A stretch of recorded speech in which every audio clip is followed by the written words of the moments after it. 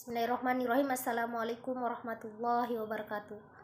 Perkenalkan, nama saya Ummul Mini Kadarudin dengan NIM 2010 8040 081. Di sini saya akan membahas materi tentang Islam dan globalisasi dengan tugas UAS sosial dan humaniora. Yang pertama itu Islam. Islam adalah agama yang sempurna yang mengatur segala aspek kehidupan manusia, baik itu aspek kehidupan ibadah maupun muamalah. Nah, globalisasi sendiri adalah suatu kegiatan ekonomi atau perdagangan internasional yang terintegrasi dan terjadi pada batas wilayah negara. Nah, faktor penyebab globalisasi di sini adalah yang pertama, perkembangan teknologi informasi dan transportasi. Pesatnya perkembangan teknologi informasi dan transportasi membuat kegiatan jual beli antara negara menjadi lebih mudah. Jangankan di negara kita sendiri aja lebih mudah untuk melakukan interaksi, baik itu jual maupun interaksi jasa. Nah, yang kedua, meningkatkan kerjasama internasional. Kerjasama internasional memudahkan terjadinya antara transaksi negara yang turut meningkat jumlah produk yang masuk dari luar negeri dan juga masuk dari dalam. Yang ketiga, kemudahan transportasi. Pengiriman barang dari jasa antara negara yang lebih mudah sehingga banyak produk asing yang masuk di bagian dalam kehidupan masyarakat. Yang keempat, ekonomi terbuka. Perdagangan global yang terjadi saat ini dikarenakan negara-negara dunia semakin terbuka satu sama lain sehingga terjadi pertukaran produk antar suatu negara. Aspek globalisasi di sini ada 3 aspek, yaitu aspek ekonomi, aspek sosial budaya, dan aspek politik.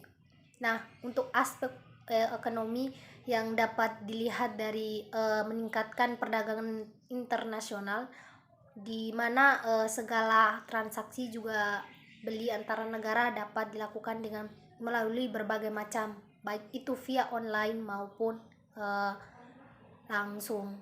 Nah, yang kedua, aspek sosial budaya yang dapat kita lihat dari proses nilai masuknya sosial budaya di negara asing, baik itu norma, cara hidup, hingga praktik masyarakat yang tengah dipengaruhi oleh budaya global.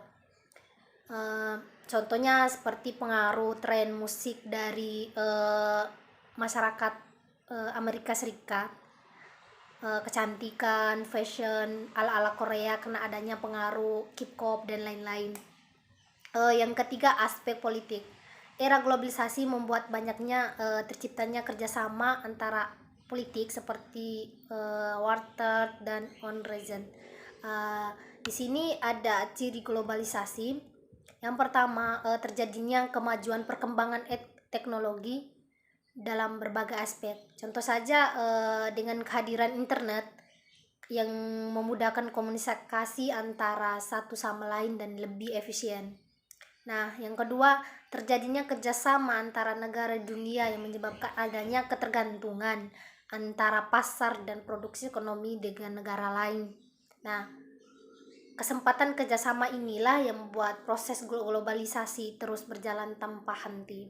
Nah, yang ketiga itu munculnya berbagai macam bersama yang harus diselesaikan, masalah yang harus diselesaikan. Contohnya seperti pencemaran lingkungan, krisis multinasional, dan lain sebagainya. Yang keempat, terjadinya interaksi yang mengakibatkan adanya pertukaran budaya atau kulturasi tanpa disadari. Nah, kita ketahui bahwa akulturasi itu adalah perpaduan dua budaya tanpa menghilangkan budaya aslinya. Seiring perkembangan zaman dan perkembangan teknologi, pertukaran budaya semakin mudah terjadi dan cepat mengaruh pada satu sama lain. Misalnya saja kebudayaan K-pop dan tengah ramainya bukan hanya di Indonesia namun juga di dunia. Dampak globalisasi terdapat 2 dampak, yaitu dampak positif maupun dampak